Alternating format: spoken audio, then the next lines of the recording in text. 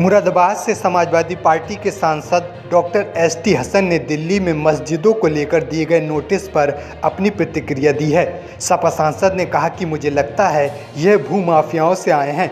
इससे पहले इस तरह के नोटिस हल्द्वानी में भी दिए गए थे, जहां 150 साल से ज़्यादा समय से लोग पहुंच रहे थे। वहां एक दरगाह है जो 200 साल पुरानी है, साथ ही मंदिर भी है। मस्जिद में लोग रह रहे हैं। उस जगह पर रेलवे ने नोटिस दिए थे। शायद रेलवे भूल रहा है कि वह हिंदुस्तान में साल 1880-1885 से शुरू हुआ था। यह तमाम मस्जिद और मंदिर तो उससे भी पुराने हैं।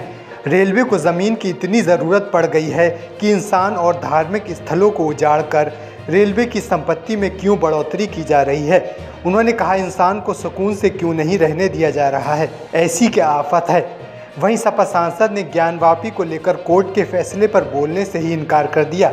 आगे बोले, कोर्ट के फैसले सर्वमान्य होने चाहिए। राम मंदिर के मामले में भी कोर्ट का फैसला आया था जो पूरी तरीके से माना गया। हालांकि एएसआई ने यह रिपोर्ट दी थी कि बाबरी मस्जिद के नीचे मंदिर का एविडेंस नहीं निकला है। कोर्ट ने फिर भी फैसला दिया। अब ज्ञानवापी में भी कोर्ट पर भी एएसआई रिपोर्ट को माना गया है। सपा सांसद डॉक्टर एसटी हसन ने कहा कि एक कानून 1991 में बना था जिसमें वर्शिप प्लेसेस का उल्लंघन हो रहा है। यह केस नहीं चलना चाहिए था। उन्होंने कहा कि न्यायालय के द्वारा केस चलाया गया है। हम ये समझते हैं कि हिंदुस्तान के लोगों को कोई भी ऐसा काम नहीं करना चाहिए जिससे हमारे देश की दुनिया में बदनामी हो।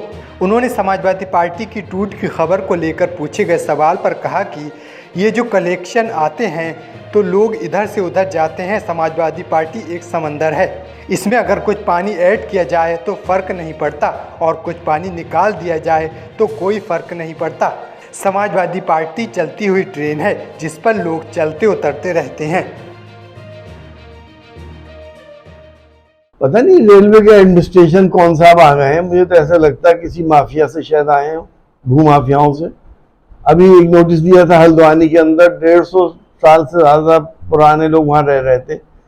वहाँ पे एक दरगाह है जो 200 साल पुरानी है, वहाँ पे मंदिर हैं, वहाँ मस्जिदें हैं, लोग रह रहे हैं। ऐसी अब ये दिल्ली के बारे में आप लोग बता रहा हो, मैंने भी सुना है कि जहाँ ये नोटिस दे रहे हैं वहाँ मंदिर भी हैं पुराने और 300-200 साल पुरानी मस्जिदें भी हैं। शायद वो ये भूल रहे हैं कि ये रेलवे हिंदुस्तान के अंदर 1885 के अंदर शुरू हुआ था। 1880-1885 है। और ये मस्जिदें और ये मंदिर तो उससे भी पुराने हैं। इतनी हवस रेलवे को क्यों हो गई कि इंसानों को उजाड़ के, मंदिर मस्जिदों को उजाड़ के, इबादत गाहों को उजाड़ के वो अपने रेलवे की संपत्ति में क्यों बढ़ोतरी करना चाह रहे हैं। हमारी ये बात समझ में नहीं आती कि सुकून से क्यों नहीं इंसानों को रहने देते। ऐसी क्या आफत है। डॉक्टर साहब, ज्ञानवापी का कोर्ट का फैसला आया है, एएसआई की जांच की बात सामने आ रही है। इसी तरह से राम मंदिर पर भी आया था, क्या कहेंगे? देखिए, कोर्ट के फैसले हैं, इसमें हम क्या कह सकते हैं।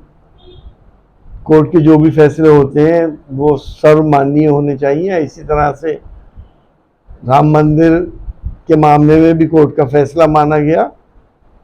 हालांकि एएसआई ने रिपोर्ट दी थी कि बाबरी मस्जिद के नीचे मंदिर का कोई भी एविडेंस नहीं निकला, लेकिन कोर्ट ने फिर भी फैसले दिए। अब ऐसे ही ये कोर्ट ने ये एएसआई की खुदाई या जो भी वो करेंगे, देखिए क्या होता है आगे। और मगर इसमें जो हमारा एक कानून बना था 1991 में वर्शिप प्लेसेस का, उसका उल्लंघन हो रहा है। ये केस ही नहीं चलना चाहिए था, लेकिन कोर्ट ने केस चलाया और अब ये सब कुछ हो रहा है। हम ये समझते हैं कि हिंदुस्तान के लोगों को कोई भी ऐसा काम नहीं करना चाहिए जिससे हमारे देश की तमाम दुनिया में बदनामी हो। सर, और सवाल था मेरा, राजभर ने कहा था कि सपा टूट के कगार पर है। आज सुबह ही जो कांग्रेस के जो प्रमोद कृष्णम है, उन्होंने भी ट्वीट कर दिया कि ये 2 फाड़ होने वाली है। और उन्होंने एग्जाम्पल दिया है महाराष्ट्र का। महाराष्ट्र में जो उनकी जो पवार साहब की जो पार्टी होती है, उनका एग्जाम्पल दिया, ट्वीट किया है। प्रमोद कृष्ण जी, क्या कहेंगे उनके जिस प्रकार आरएसएस छोड़ के चले गए हैं? ये तो देखिए, ये जब इलेक्शन आते हैं तो लोग इधर से उधर जाते हैं। समाजवादी पार्टी एक समंदर है, इसमें अगर कुछ पानी ऐड कर दिया जाए तो फर्क नहीं पड़ता, कुछ पानी निकाल दिया जाए तो कोई फर्क नहीं पड़ता। ये वो चलती ट्रेन है जिसपे आदमी चढ़ते उतरते रहते हैं, ट्रेन तो चलती रहती है।